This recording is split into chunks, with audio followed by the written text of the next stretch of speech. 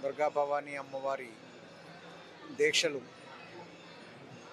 లక్షలాది మంది భక్తులు ప్రతి సంవత్సరం తీసుకోవటం, అమ్మవారి కొండకు వచ్చి దీక్షా విరమణ చేయటం అనేక దశాబ్దాలుగా కొనసాగుతూ ఉంది. గత కొన్ని సంవత్సరాలుగా ఈ దీక్షా విరమణ 5 రోజులకు నిడివికి పెంచడం జరిగింది. అదేవిధంగా ఈ సంవత్సరం కూడా ప్రతి సంవత్సరం మాదిరిగానే దేవస్థానం, అదేవిధంగా జిల్లా కలెక్టర్ గారి ఆధ్వర్యంలో దేవస్థానం, పోలీస్ సిబ్బంది, మున్సిపల్ కార్పొరేషన్ ఇతర ప్రభుత్వ శాఖలన్నీ కూడా సమన్వయంతో పనిచేసి పకడ్బందీ ఏర్పాట్లు చేయడం జరిగింది. గత 11వ తేదీన ప్రారంభమైన భవానీ దీక్షలు నేడు ఆఖరి రోజుకి చేరుకున్నాయి. రేపటితో భవానీ దీక్షలు ముగియబోతున్నాయి. ఈ 5 రోజుల్లో దాదాపు 3 లక్షల మంది వరకు భక్తులు వస్తారని అంచనా వేస్తూ ఉన్నాం. 3 నుంచి 4 లక్షల మధ్యలో ఉంటారని భావిస్తూ ఉన్నాం. దసరా ఉత్సవాన్ని ఏ రకంగా అయితే భక్తులు ఎవరికి ఎటువంటి ఇబ్బంది లేకుండా జయప్రదంగా పూర్తి చేయడం జరిగిందో, ఈ భవానీ దీక్షను కూడా అదేవిధంగా పూర్తి చేయడానికి జిల్లా యంత్రాంగం, దేవస్థానం అన్ని చర్యలు చేపట్టినాయి.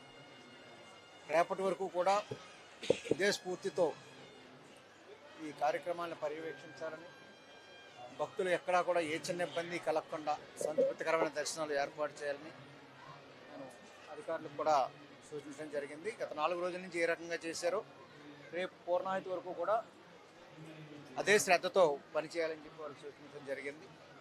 ఇప్పటి వరకు ఎక్కడ ఎటువంటి ఇబ్బంది కలగకుండా సంతృప్తికరంగా జరుగుతూ ఉంది. దాదాపు ఇప్పటిదాకా 3,75,000 మంది వచ్చారని అంచనా వేయడం జరిగింది.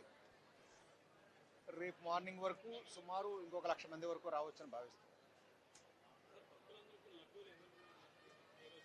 ప్రసాదాలు ఎటువంటి కొరత లేకుండా ముందు నుంచి ప్రత్యేకంగా ఒక ప్రణాళిక సిద్ధం చేసుకుని ఆ రకంగా ఏర్పాటు చేయడం జరిగింది. ఇప్పటి వరకు లడ్డూల కొరత రాలేదు. ఇక రేపు ఈ కార్యక్రమం ముగిసే వరకు కూడా రానివ్వబోం. ప్రసాదం కొరత రాకుండా చూసుకోవడానికి అన్ని చర్యలు చేపట్టడం జరుగుతుంది.